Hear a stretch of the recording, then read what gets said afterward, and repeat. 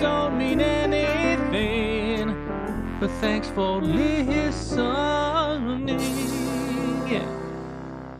We say things that don't mean anything. Oh, you guys just heard that. Suns fan and Cinder in here with episode 144 of We Say Things. We say things. After arguably, in my humble opinion, our best guest episode ever with Fly, it's back to us too. Sorry. Yeah. But that was we had a good shit. run. Yes. Thank you again to Fly. If you guys haven't caught that episode, I highly recommend it. It was pro players, the ones that we've talked to, are typically eloquent, and he was no exception. And he was very open with a lot of the stuff we want to talk about, which we appreciate. And something we also appreciate, I don't know if you're aware of this, Sindren. We have patrons? That's right, man. You picked, no wonder we're so good together. You just we finished each other's sandwiches. I know. I'm so hungry right now. My goodness. All right. So thank you. I could really take a dump right now. Have a sip of water. Yes. Okay. Well, thank you to our beautiful In Bruges tier, including the shameful purchasing the In Bruges tier, and hope you'll promote my Steam game 4Play chess, available to wishlist now. I have no shame. Yo, wait, that's actually a really good idea. If this guy doesn't change his name, just start promoting random games that don't exist. Yeah, that's true. That's not bad. I mean, I'm sure he's got his money worth already. My sperm has a longer lifespan than Artifact has. By the way, I have Pornhub Premium. Okay, that's a good detail. Vovalicious, big balls energy helped me reach Archon in Dota. Nice. Roundy 3, my name is not Throw Rogan. My name is Karen Rogers. That's very clever, and Cinderin won't understand at least the latter half of that. Actually, you do like the Packers, don't you? Yeah. So you actually do know who that is. Games for Falling Asleep thinks Dota could have billions of players if they aggressively marketed it. Disco Farm D, Vincent Darksea, Akuna Matata, Commander Donut, Chakar still an asshole, Milan, Miami, the Mega Pope, and tell me about JoinDota, TI in New Zealand. Don't worry, we will. Zan Xavier, Nate Thicko01 Hamscroats, Bacon, Shark TM, Uniquely Marinated Capricorn Testes, Dop, Nothing to See Here, _ Men, Yves Remort, No Soup for You. Ben Broomhead fucking hates when he swaps his neutral item and it sends the wrong one back. Suns fan is valid. Congratulations, Shane. Thank you. Pitch Black, Wooden Aftertaste, the guy hijacking the shoutouts for his game is a DH. Anonymous and Peter, if you put one of every animal in a bag and then pick one out, you have a 1 in 5 chance in picking a beetle. Niblim. That's a very roundabout way of saying that, but thank you. Interesting. Beetle specifically, not just insect. If it's insect, do you think that's like 4/5? It's very high, at least. Death to all insects is what I say. Now, another discussion is, are insects animals, Shannon? I would say yes. What? Yes, that was a pretty short discussion. Okay. All right. I thought it was a trick question. Thank you to our In Bruges tier. Okay, first thing on the list, everybody. Very important topic that we didn't get to talk about last week, but we have some NBA news, and it's a real doozy here. A bunch of you tweeted at us. Of course, you know we're going to talk about it. The Phoenix Suns have signed the first ever Danish basketball player. His nickname is... All right. Oh, go ahead. You have to let me correct you when you say things incorrectly. This is not the first ever Danish basketball player. In the NBA. This is the first ever... Good, thank you. There's a little bit of a difference there. Other people have played the sport before. Are you sure? Probably like 10. Do you have proof of It's probably... It's not many. That's probably like 10. Person. Okay. I did play basketball in high school like twice. That doesn't count. I think. Okay. All right. Anyway, I've heard of it being a thing. Have you heard of this guy? His name is Gabriel Lundberg, and his nickname is Ife. I don't know if I'm saying that right. So does it mean anything? Gabriel Lundberg, you say? I have not heard of him before this, Shannon. But okay. So some I'm caveats. sure he's great. Some caveats here. Well, number one, he's 27 years old, apparently. I don't even know what position he plays. Now, the thing is, we signed him He has escaped Moscow. He was part of the CSKA Moscow team, and because of the invasion of Ukraine, people are dipping out. He was one of them, and I think the Suns are helping with that. Now, this happened I want to say 10-ish days ago, and I was told it takes about 2 weeks for the visa process to go through. So by the time he comes here, there's going to be a week left in the season, and it's a 2-way contract, which means it's not even guaranteed any further past, or it's not guaranteed past the season, which means, which we are making the playoffs. That'll be another discussion. He is not eligible to play in the playoffs, which means he'd be eligible to play in 5 games. But if we do cut somebody, which is possible because one of the guys on our team really sucks ass, he could replace them if we sign him for a full contract for the rest of the year, if that makes sense. But we can't add him without cutting somebody first. So I'm excited to see what he has to offer. Cinder, are you proud that the first Dane NBA player will be on our Phoenix Suns?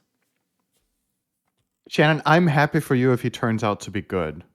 I have to say I don't feel very strongly about this, even though he's Danish. Just being honest, that's great. It's nice. It's a good story, but I don't feel any sort of major national pride. Hell yeah, Danish player is playing in American sports. It's good for him. He got into a big team and he's looking promising and a great player. And the biggest plus for me in this, Shannon, is if your team gets better and you're happy.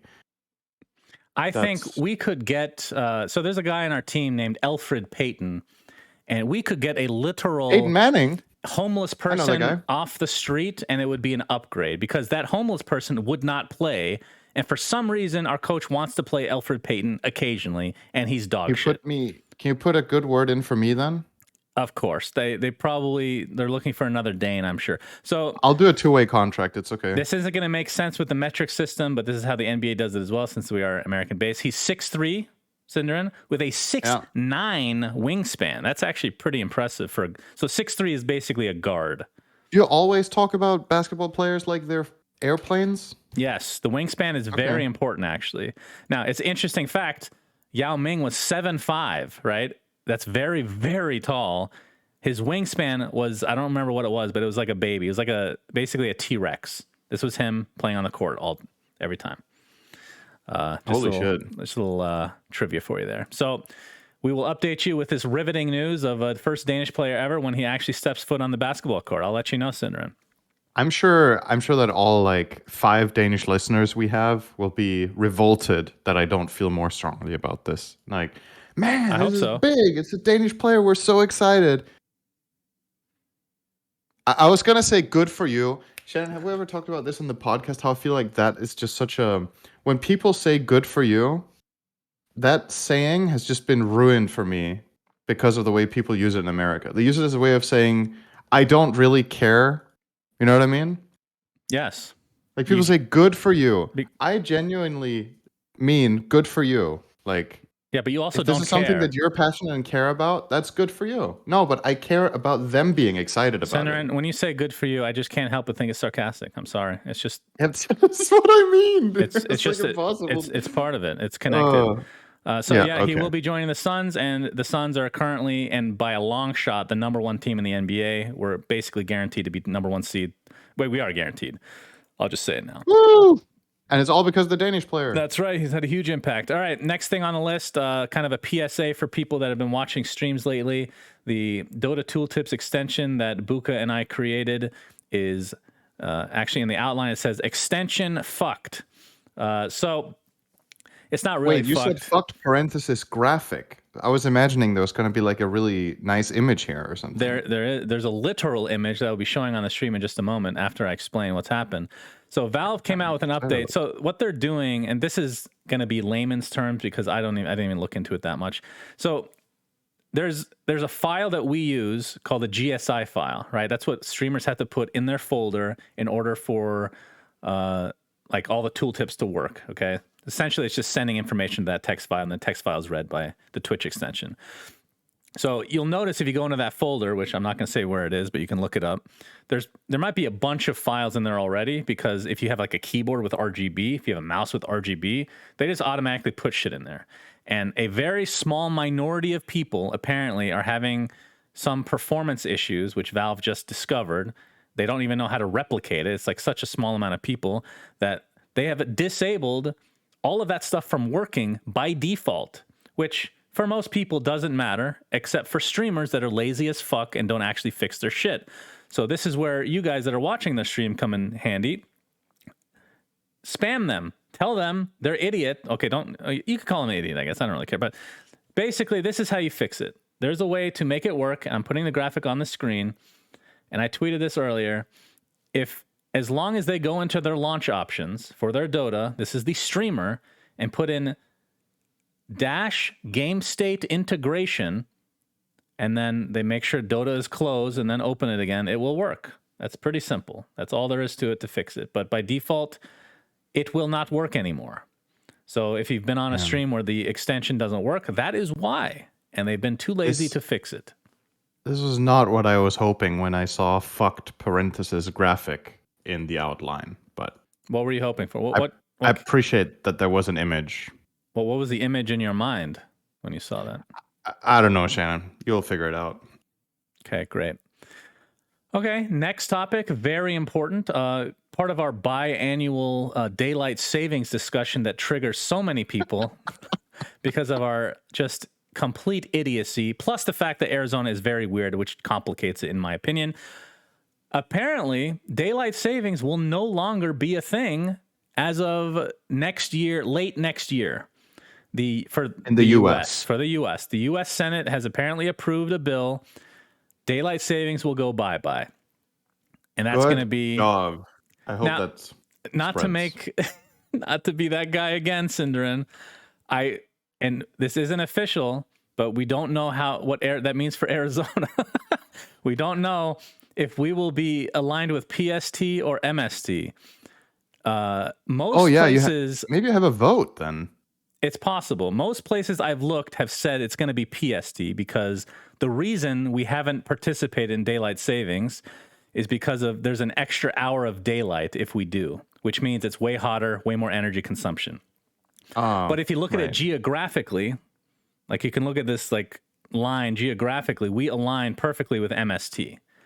So it hasn't been officially decided. I have no idea which one we're going to be aligning with. I hope it's MST, but it's seeming more likely that it will be PST. So that is that. Looking forward to you guys you guys meaning U.S. people not changing. Do you think the individual state will get to choose their time zone, or that it will just be assigned for you by government? Well, because it sounds kind of weird that you're aligned perfectly with like the timeline, and then you just choose it at a time 1 hour away from that. I think because reasons. Right? I could be wrong, but I would assume that the state gets to choose.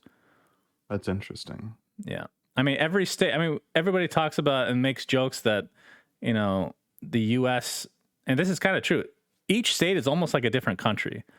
Like, first of all, the U.S. is fucking huge. It's like, if you put it next to Europe, it's like basically, that's why so many stupid Americans think Europe is a country. But each state is like literally a country in size and population. It's ridiculous.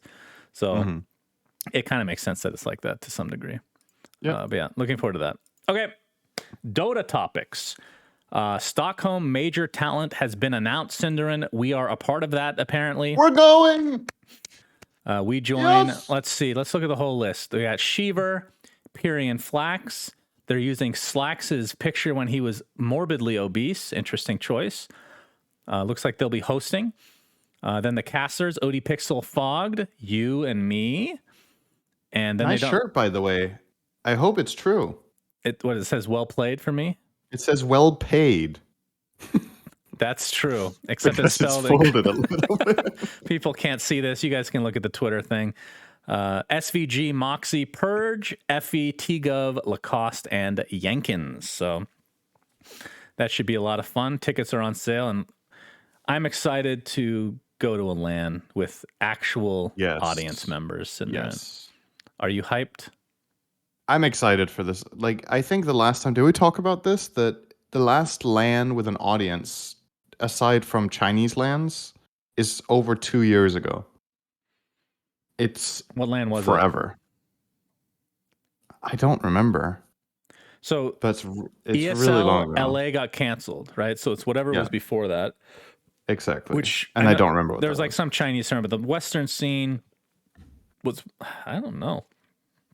I'm sure we'll get comments, but yeah, I'm very excited to not only do that, but like I said, just never announced this because the DPC has already started, but you and I will also take part in season 2 of the NA/EU DPC. We're there.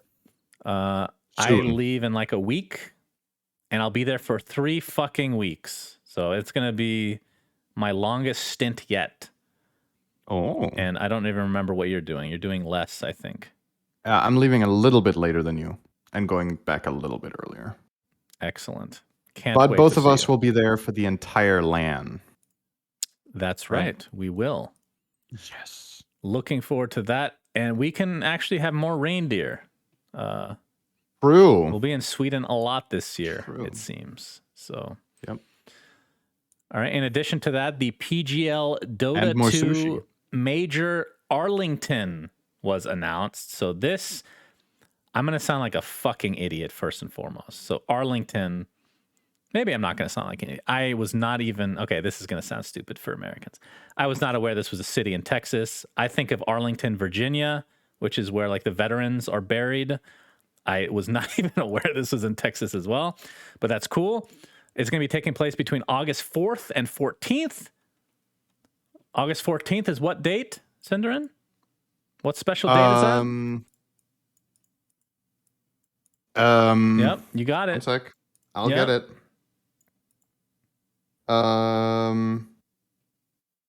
The day of the Declaration of Independence. Incorrect. That is my birthday. Good try. Oh. That's right. That's basically the same thing. That's true. It actually aligns with Pakistani Independence Day. There you go. I told you. You did tell me. So please tell me you didn't just make that up. That would be double stupid. I did not make that up. So yeah. I don't know if you've ever told me your birthday, actually, now that you say that. Really? I don't know. I'm pretty sure we talk about it every year. You are a terrible, terrible friend. So now, at least I'm an honest friend, which that's true. I think that's pretty valuable. I'll be honest and be like, hey, man, sorry I forgot your birthday. But this time I'm going to be like, hey, sorry if you ever told me about your birthday. Sorry if I forgot the many times you told me about your birthday. So I'm a good friend. First of all, a couple things to unpack here.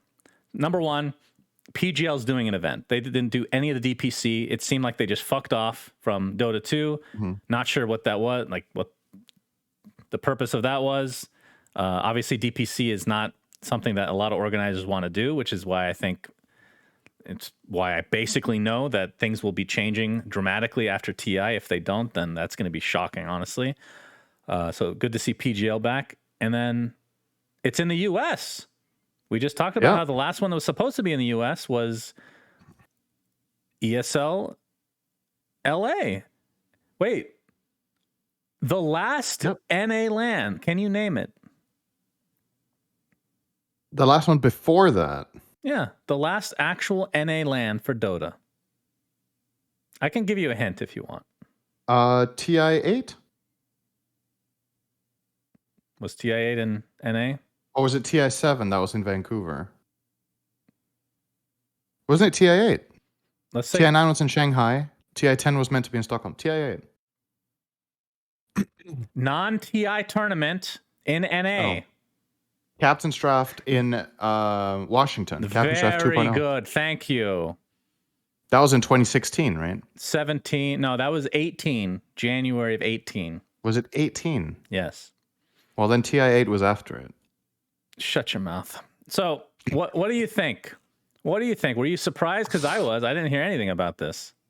I'm honestly not surprised to get a tournament in NA again, just because, like you said, how long it's been. And I think overall, when there's been like the old TIs in NA and the Boston Major and what was meant to be the ESL Major that got canceled because of COVID starting, all of those have pretty good support in NA. So, I'm not too surprised that one of the majors goes to NA. What I am a little bit surprised about, perhaps, is the choice of venue. I just, like you said, you didn't even know this was a city. Me neither. I don't really have any. Okay, I'm gonna say most Americans will know that Arlington. Apparently, based on the reaction that I've gotten from everybody I've talked to about it, it's very common sense. Okay. I'm just an idiot.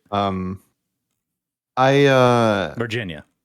I don't know if I would have expected it in Texas. But I mean, with my very limited knowledge of American states and whatnot, this is probably not where I would have thought you would host a Dota tournament. But I think it'll be great no matter what. The interesting thing, and I don't know anything about this, but Stadium Arlington is the name of the stadium. It's the largest dedicated esports facility in North America. That's fucking cool. That's really How cool. big is it? I have no clue.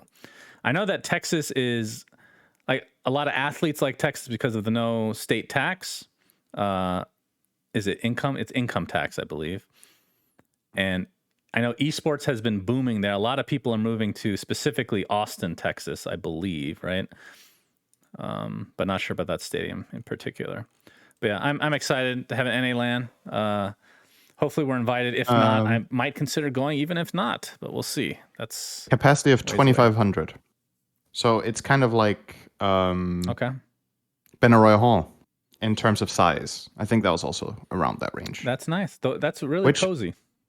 It might sound okay. So it might sound disappointing when you think about, oh, sometimes we've had these arenas with tens of thousands of people, like Key Arena and whatnot. But honestly, from the perspective of being in the audience, like the acoustics and the experience itself and the intimacy, Benaroya Hall was still my favorite time to sit and watch Dota in an arena, so to speak. So there's a trade-off where I think, there's simply a trade-off. Like you can have a bigger audience, but then I think the overall individual experience for every person is worse, I would say, than having a smaller venue. So to give some maybe context, like if they had an actual like full stadium, I don't think they would sell out anyway. It's Dota, it's North America, it's not TI. It is a major, so that's nice.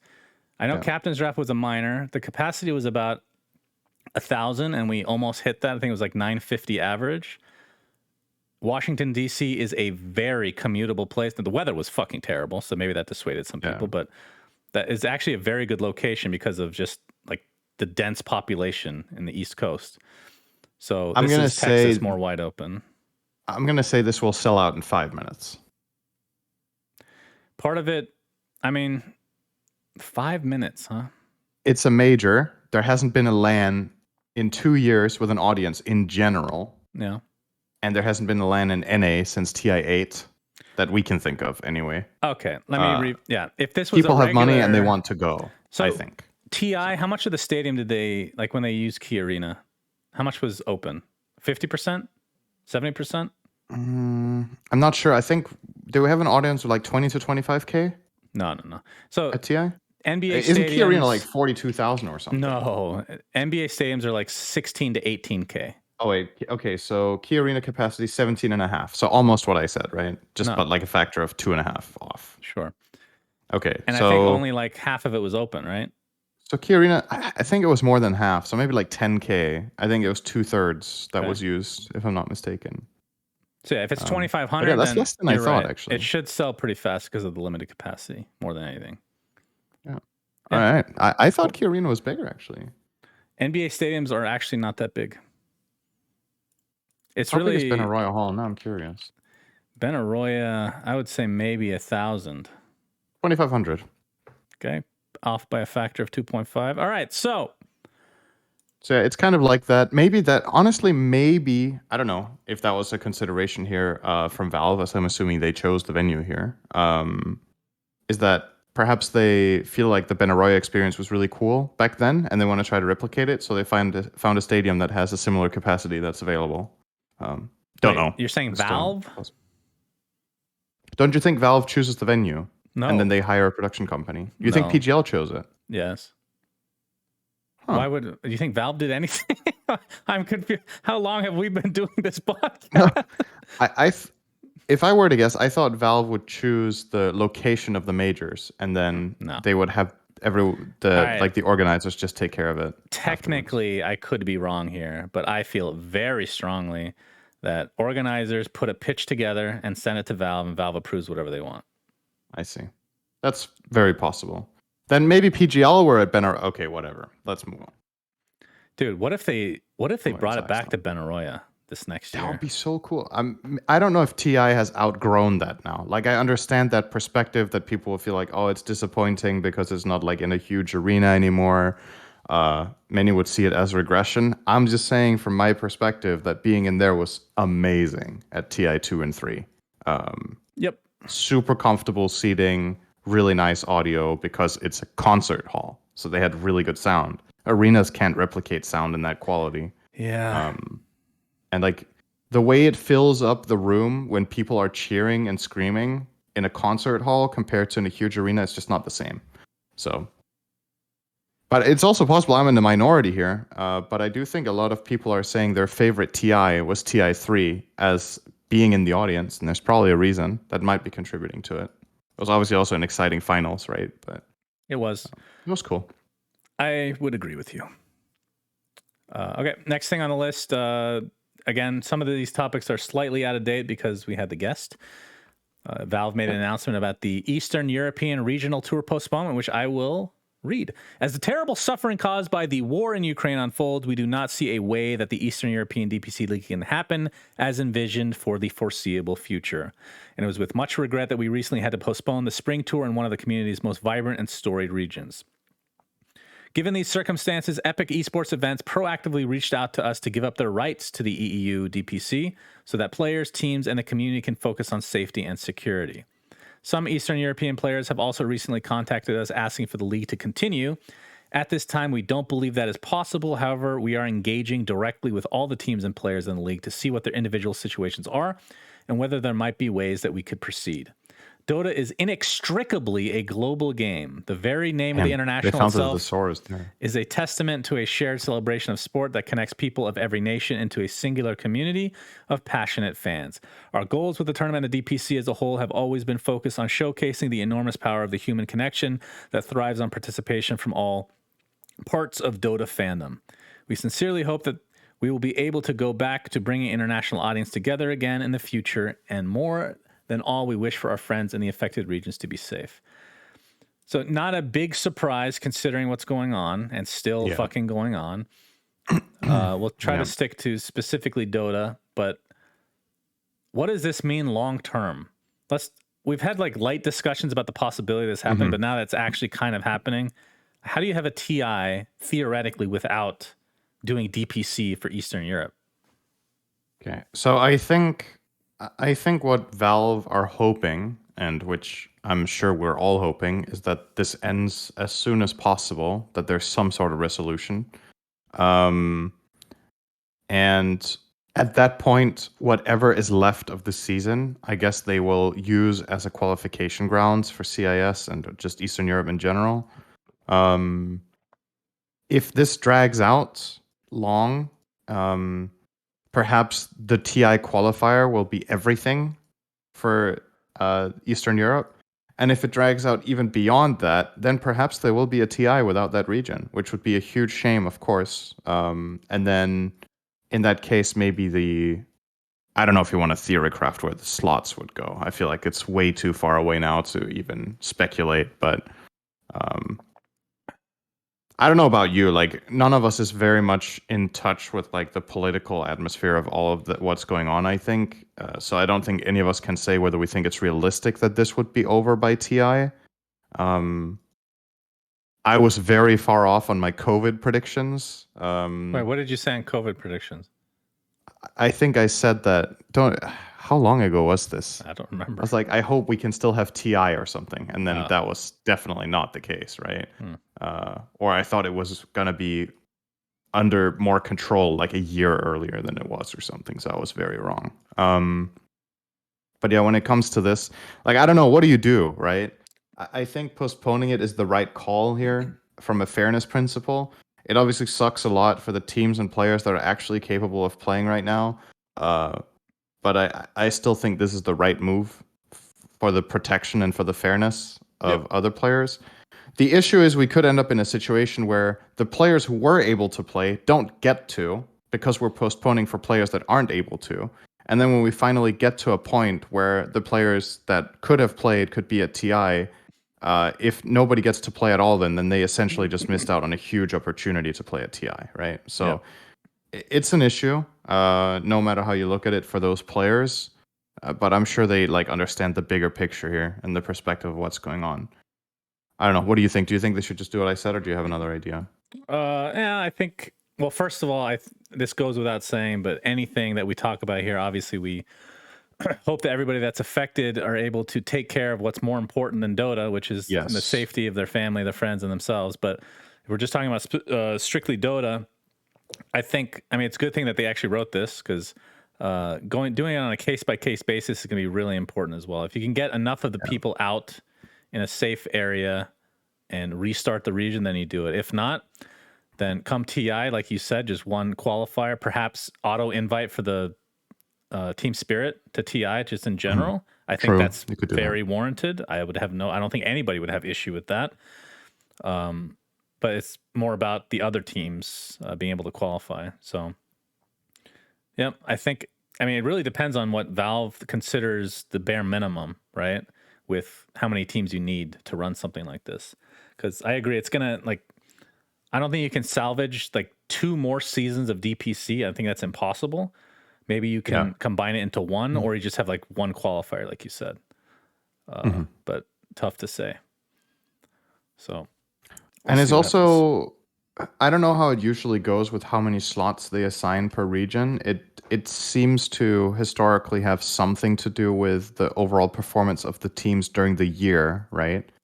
Like if regions are doing really well, but this is pre-assigned now, right? Before the season even begins. It's assigned how many slots each region has, correct? I don't remember. I think I remember anything I'm trying to remember on the podcast. Because way back, or I'm saying way back, but just a couple of years ago, right? You would have regions have an uneven amount of spots. No, you're right. Which they still have, It would right? be a dynamic change in the middle of the season, and you're saying that they've changed it to be based on who's doing really well. Yeah, I don't remember. It's just like any patch in Dota. I don't remember half the things anymore because it's changed back and forth 10 times. Yeah, what I was getting at was if you do have dynamic slot allocation, it will be a little bit difficult to assess how many slots this region should have if they haven't had the chance to represent themselves on an international stage, right? Yeah. Because maybe 2 of the teams from Eastern Europe would have a lot of points in the DPC system, which they now can't get. That is the way we've usually, in the last 1 or 2 years, that's how we've assigned slots to the regions. It's just based on international performance, but you don't get that metric now. That's the other question, though. Let's talk about the next major, which is Stockholm. Are they going to invite any teams from that region?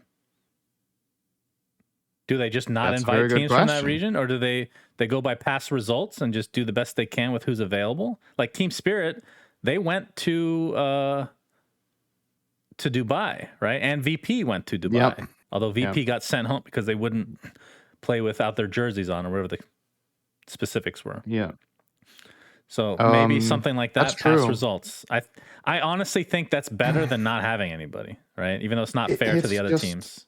Yeah, that's the problem. It's just really hard to invite people to majors like that, right? Because it might seem super unfair because obviously within scrims or other tournaments that are running, there might be other teams from the Eastern European region that are really hot that would win a qualifier if it were to play out or would have won the division, and they just don't get invited because they don't have the pedigree. Like that's also really unfair, right? So it's just shit. I don't know what you do.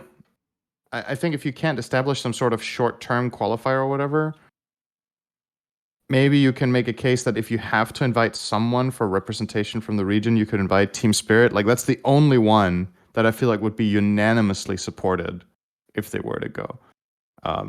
But I still think even if there's pushback in some areas, if you're wanting 2 teams to, like, what is the amount of teams that from each region that go to the major anyway? Is it 2 or 3? It's always minimum 2, right? Right. I think every region has 2+. I think you still just invite who you can. Like number 1, I think you base it off past results because that's all you can do. And number 2, who can actually go? right? Yeah. And some of these teams might not even be in full roster. It might just be like a hodgepodge of players that are available. So it's obviously not ideal, but I think they have to try to do that first before. At least for now, Valve are keeping their options open because the slot allocation in the qualifiers or in the DPC and the other regions are the same as usual. Right. So it just means that the slots are empty for now. So we'll see what they do. Okay, But next topic is you. Take over, Cinderin. Oh, right. Yeah, this is already quite a while ago now because we were. It's funny that Gonna this talk came about this out last and week, we but haven't then we heard had- much about it since, I feel like. Yeah, so this news is also a week and a half old, like 11 days to be specific. It's from the SEA DPC League where I think it was a cooperative investigation between BTS and Valve, I believe, about match fixing and bannable stand-ins in SEA. So specifically what happened, now I'm trying to remember it in exact detail now, but basically there was a team's players were playing on Smurfs for another team. I don't remember if it was in the same division or a lower one to basically help out that team. And it was players from Team Orca that were using accounts from Team Apex to compete for them, basically, which is, extremely not allowed. So that was really bad. But not only that, the investigation that followed also found instances of match fixing, which is our favorite thing to hear about in Dota because it's literally people ruining their careers. So that's pretty terrible. I think we've talked about this before as well, Shannon, where it's like, depending on what financial situation you're in, you might be desperate, you might be struggling to pay rent, and it's the easy way out. But if you compare the immediate payout to the potential you have as a potential star player, the math is just really bad on doing something like this. And Valve has had a clear stance on this ever since the very first time that set the rule, which was with Solo back in I don't know when. It's just flat out permaban from every Valve tournament. Wasn't applied to him though, right? It wasn't because there was no rule set in place prior. So he was the only one that got a second chance, basically. We've discussed, you and I, whether we think permabans should even be a thing, like whether it's too harsh, especially considering the age of some of these players, like whether they understand the gravity of their actions and whatnot, and the fact that people can change. But Valve haven't swayed at all on this. Like, it's just permabans literally every time for match fixing. And yeah, it's just, that's their way of trying to dissuade people from doing this, but it's still happening. And the players that have been banned from SEA are everyone in Team Orca and Apex are banned indefinitely from Valve events. And there's 10 names here. I'll just read them all out and then we'll talk about the most notable ones from an international perspective. We've got VT Faded. Then we've got, I'm not sure how to pronounce this nickname, so I'm sorry. But looks like his real name is Yang Wang. And then we have Yif Citrus, who is Ajit, GY, Hung Hung, Brya NT, QWE, Dat BB, and JJ. Not Pimp Muckle, don't worry. He's still allowed to play in Valve events, but he is probably Archon, so I don't think he has a good chance of qualifying. Yeah, so out of these, the names that you probably recognized are VT Faded and Ajit, who both have played in major international tournaments. I believe they've both played at TI. Huge, again, every time this happens, it's just sad, like, wasted potential, right? These players are really good, and who knows, they could be the next winners of a major or place high or, get far at TI. And now it's all lost. They could win TI. Team Spirit just won TI. They could. Absolutely. These players are good enough to get there.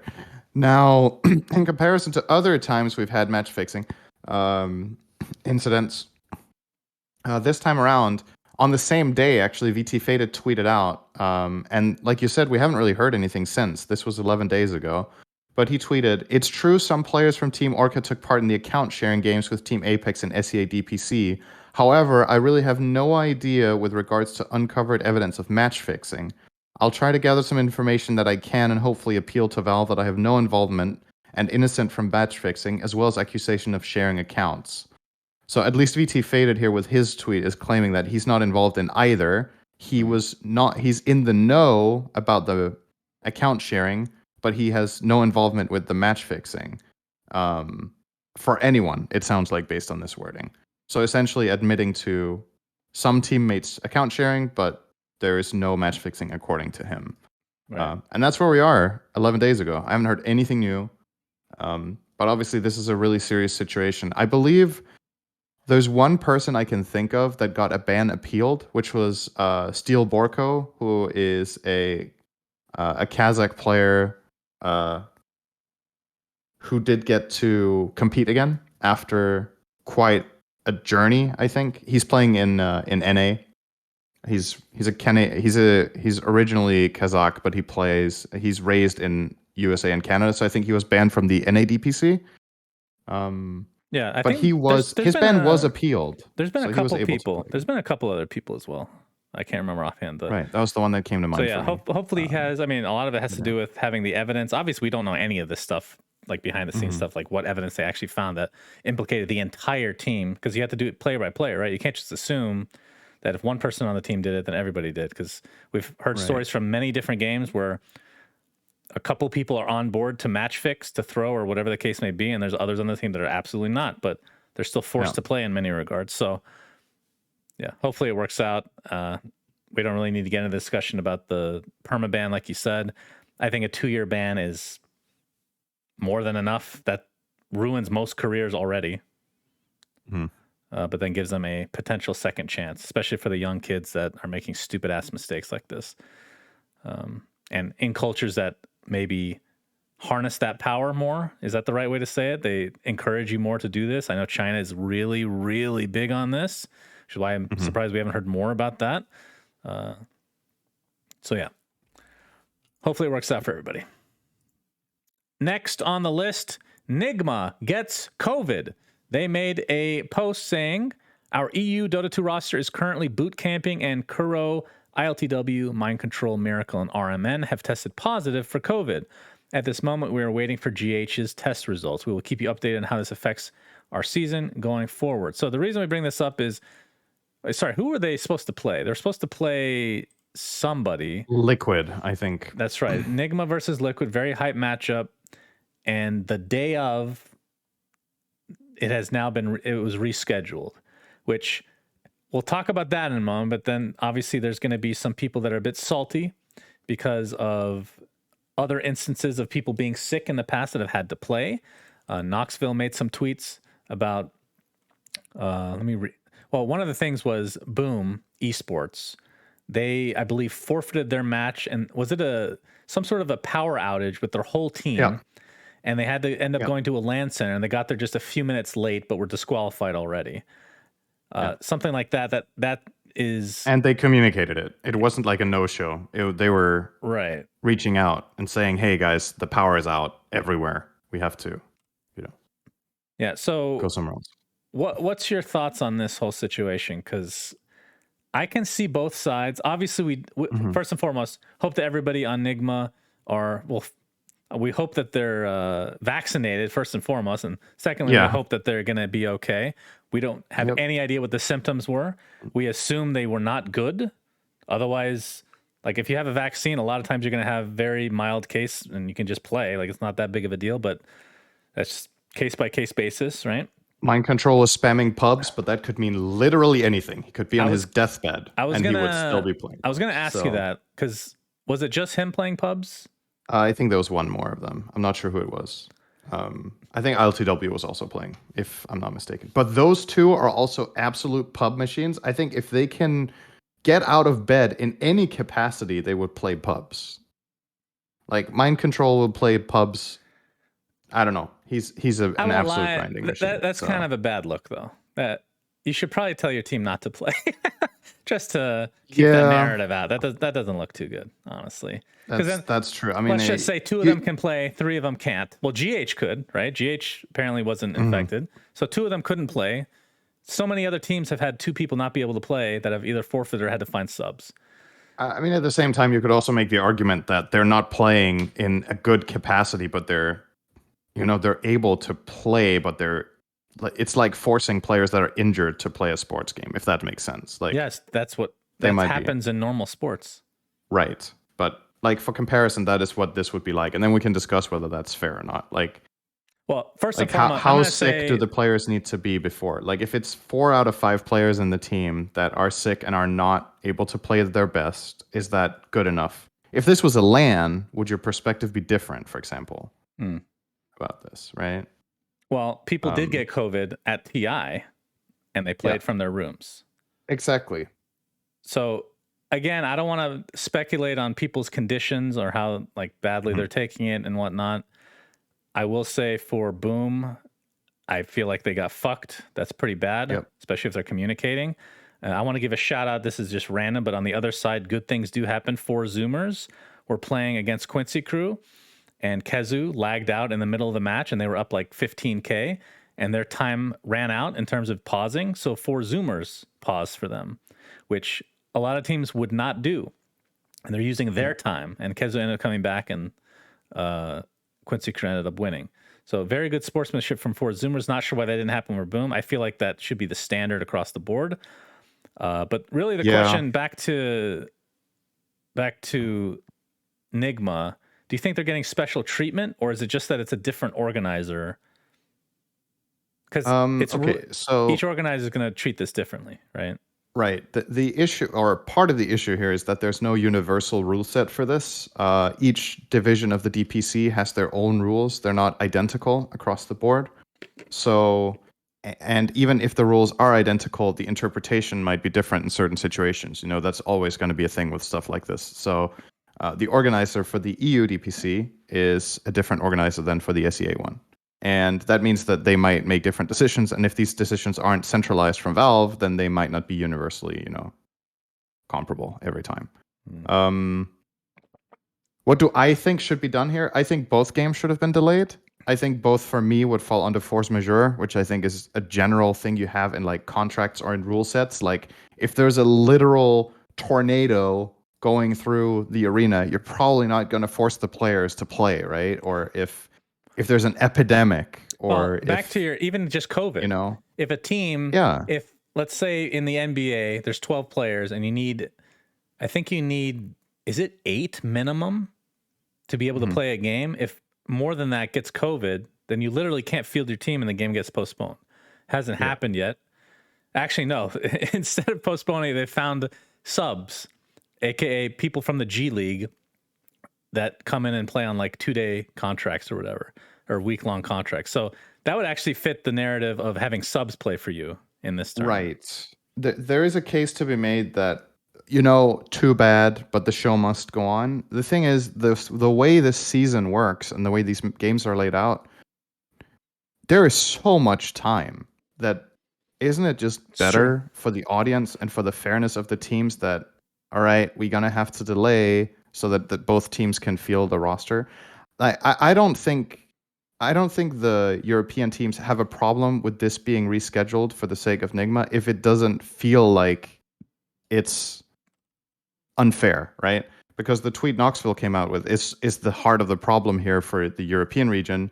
He wrote, "It's totally reasonable that teams with sick players, COVID, or any provable illness should be able to reschedule within reason like Nigma Galaxy has. However, last season in the same region and the same tournament organizer, Liquid were forced to play with 3 sick players. Secret had to play with 2. And that's the problem here is like, where do you draw the line? Is it because it's COVID? Is it because it's specifically for players? Or worst case, is it because it's Nigma? I don't think Nigma gets preferential treatment over Liquid or Secret, but you could definitely imagine there would be a world where they would get preferential treatment over, say, the underdog of the region or whatever, because Nigma has a huge fan base, so does Secret, so does Liquid, etc. Which I wouldn't want any of that. I don't want any preferential treatment for anything. I think the rules should be universal and they should be the same for every team. Um, but it's a clear problem here that we're delaying for this, but not last season with the other sick players. Perhaps, like, I don't know if you want to draw the line somewhere and be like, hey, if you have more than 2 sick players, then whatever. But then there was another tweet. I don't know if you want to call it good. That's up to your own interpretation of it. There was a tweet from Celery, who's also playing in Division 1 from Gaming Gladiators, who tweeted, did he delete it? Uh, I remember might have seeing the deleted it tweet. now. I couldn't find it when I was looking for it. Yeah. So I think he deleted it, but basically, no, it's still here. He tweeted this March 22nd, so 2 days ago. Seems like our game today has been canceled because of illness. Okay, so I guess they were meant to play against Nigma. It was Gaming Galaxy. Would be unfortunate if we are sick during our next game, but we can always postpone it. And then he wrote as a follow-up, I have to clarify that I have zero issues with Nigma Galaxy. Hope they feel better soon. Always enjoy playing versus them. The issue I have is that we hear from a player first that it might be postponed instead of the tournament organizer. So, I mean, that's one thing. But the other thing that he's making a point about is, could you just... I mean, this is a really... How to say? A really dark way of looking at it, but would players just, if they're not really feeling up for it on the day, could they just start pretending to be sick to get games moved, right? Like, you can see that side of it as well. So I'll say this with pretty high confidence. Right? If it wasn't COVID, I think this gets played with subs or whatever the case may be. I think because it's specifically COVID, I understand like the optics just don't look good for the tournament organizer if you're forcing people with COVID, especially when it's like symptomatic. I can understand, like if I was a tournament organizer, I'd be scared of what the public said, like, because if Nigma with a fan base like that, this is talking about preferential treatment, but there's a reason that they have preferential treatment potentially, because if they go out and tweet something bad about you, you look bad, right? So there's so many different angles to look at. And again, hope they're all okay. If none of them are showing symptoms, though, then that's when I would have like a huge problem, I think. But we don't really know the details at all. So, but yeah, I think to just finish off on this, both games should have been postponed because it's out of your control. I think, again, could you fake a power outage? I mean, I guess, right? But come on. The players clearly wanted to play. They were traveling to a LAN center. Delay the game by an hour, or I think move it to another day if there's a literally provable power outage in their region. The best argument that you made was the time. I completely agree. The fact that that's why it's different on LAN with COVID, right? Yes, we have so much time. Yeah. And what we didn't have at TI was time. The games had to be played within the time frame that was there. TI is pretty crammed, especially the group stage days are very crammed with games. So if a team had COVID at TI, like was the case with Aster, I mean, it was really tough luck, but I think it's easier to make the case there that the players will have to play in whatever capacity they can, because you can't delay the entire tournament up to whatever it would take for them to get healthy, days, a week, and every other team just has to wait. That's just not feasible. But here, like, whatever, right? Just move it to the end or something. So, yeah, or move it by a week. Have 2 matches in that week or something. That would be fine. So, yeah. Agreed. All right, final Dota topic of today. JoinDota will be closing its doors on March 31st, which is a week from now. Yeah. They made a big post on their website showing all their milestones, some of which are crazy. 1 billion minutes watched for their Twitch channels. Their website, 1.5 billion page views. I remember, I was already doing YouTube stuff on Dota Cinema, but JoinDota was really good for, like, back when forums were a thing. They also had, I think, the first ranking system for teams, which was always very helpful. Obviously, they haven't really been doing much lately, but, good memories overall with JoinDota. I remember being on a podcast with you. It was Toby, Puppy, Cinderin, and you had me as a guest. I remember that specifically, actually. Talk Dota. That's right, and I was skinny. Which apparently, it says here, it ran for 38 episodes. I had no idea we did that many back then. That's surprising. I thought you guys did 5. Literally, I thought you did 5 of them. I would not. If you would have asked me how many episodes do you think you guys did, I would have guessed somewhere between 10 and 20. Now, do you think that podcast was more entertaining than We Say Things? No. But it was definitely more radical because Puppy was on it and he was saying some fucked up shit back then. Yeah. That's for sure. And you must have had a British accent still back then. I don't know, actually. I don't want to check. I don't want to watch any of those episodes. So. Yeah. Anyway, that is the end of JoinDota. Sad to see it go, but every org has their time. Dota Cinema died years ago. Anyway. Yeah. All right. Final topic, Cinderin. Auto chess. Yeah. Okay. I'm trying to remember how this works. So Drodo, who made Dota Auto Chess, sold the rights to the idea to the company that now is known as Auto Chess. Okay. It's a standalone game. The abilities were basically the same, but it all looks like super cartoony, totally different than Dota. They are making a MOBA, and it's called Auto Chess MOBA. I don't know if that's the code name. I hope to God for their sake that it is. Yeah, they should probably rename that. They're coming full circle, and from what I can tell, it's essentially, I'm not gonna lie, I watched this, like, I can only stomach like 30 seconds of the trailer, or whatever the hell the devlog is. It looks like a mobile Dota, which I can see having some, I mean, League of Legends has that, though. That's the issue, right? But it's literally just like Dota on mobile, pretty much. A little bit more cartoony and leaguey. What do you think? I'm looking at some of the items that they're showcasing here. Just to show some of the item designs that they have. They are called Teleport Dagger, Orb of Refresh. What do you think Scythe of Ice is called? That's what it's called? It's called Scythe of Ice. They renamed the other two, but that one's called Scythe of Ice. Wow. Yeah. I don't know. No shame. I'm not sure who the target audience is here. In the little bit of a trailer there is, the map looks more like League of Legends. I think they showcase what would be corresponding to. Sorry, I played that with sound. Sorry, everybody. Go ahead, Cinder. It would be corresponding to Baron Nashor and the Drakes, I think, if I didn't misread the map in the little bit that they show. So I think this is meant to cater more to a League audience than a Dota one, based on art style, based on map layout. But at the same time, they're using Dota item designs like Dagger, Refresher, and Scythe of Ice, neither of which has any counterpart in League in terms of itemization. So really, I don't know. There's no sheep in League. No, there's no items that have something like that. Interesting. So I think I don't know. Like I'm not sure if they're trying to hit both audiences like this by having a style and a map that's League inspired, and then items that are Dota inspired.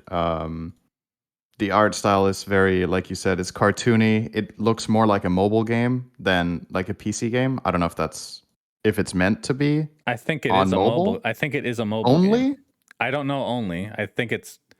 I mean, based on the video, it looks like they literally have the things on the screen that you push with touch screen. Or refresh. Yeah. I don't know. I mean, this is not something that personally gets me very excited. It doesn't look obviously like something that I'm like, hell yeah. But maybe who knows? Like when it comes out, if they do a really good job with balancing or making the game appealing, I might give it a try. But I don't know if I would play it if it's mobile only.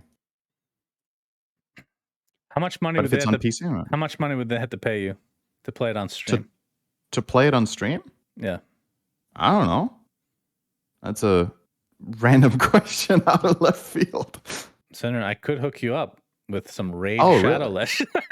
Oh, damn. Just kidding. Yeah, they've tried to get me too. Yeah.